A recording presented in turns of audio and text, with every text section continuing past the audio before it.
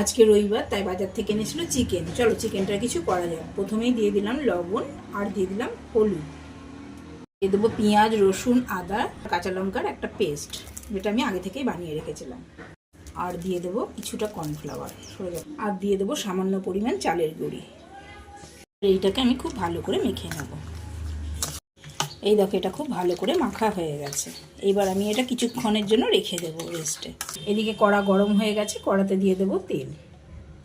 তেলটা গরম হয়ে গেছে, এবার আমি একে একে এই চিকেনগুলোকে ভালো করে ভেজে নেব।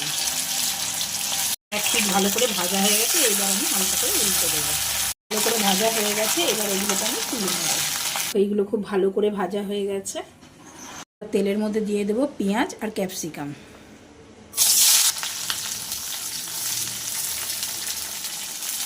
এইগুলো আমি হালকা ভেজে নেব। এগুলো হালকা ভাজা হয়ে গেছে, এবার দিয়ে দেবো কয়েক পিস কেটে রাখা আলু।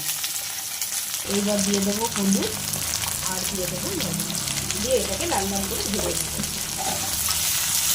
এগুলো ভাজা হয়ে গেছে, এইবার দিয়ে দেবো পেঁয়াজ, রসুন, আদা আর কাঁচা লঙ্কার একটা পেস্ট।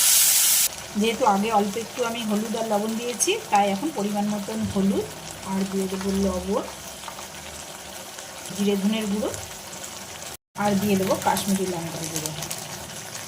ভালোভাবে কষিয়ে নেব। এটা প্রায় কষানো হয়ে গেছে, এইবার দিয়ে দেবো আগে থেকে ভেজে রাখা চিকেনগুলো।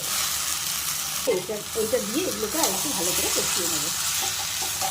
এইটা খুব ভালো করে কষানো হয়ে গেছে, এইবার আমি দিয়ে দেবো জল। এইটা প্রায় হয়ে এসছে, এইবার দিয়ে দেবো একটুখানি সস, দিয়ে দেবো গরম মশলার গুঁড়ো। এই দেখো ফ্রেন্ডস, তৈরি আমার চিকেনের এই রেসিপিটা। চিকেনটা তোমরা এইভাবে ভেজে করো, এটা লুচি, পরোটা, ভাত, ফ্রাইড রাইস সব কিছুর সঙ্গে খুব সুন্দর লাগে খেতে।